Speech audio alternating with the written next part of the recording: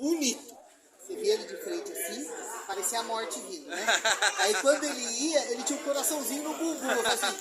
E aí ele falou assim pra mim, ó, faça o que você quiser, só não provoca o papagaio.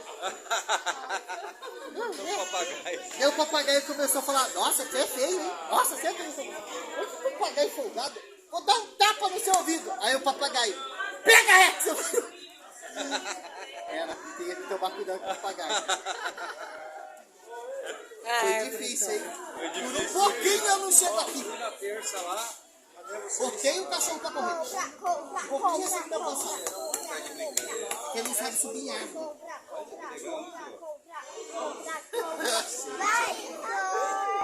Eu quero, agora só falta o meu.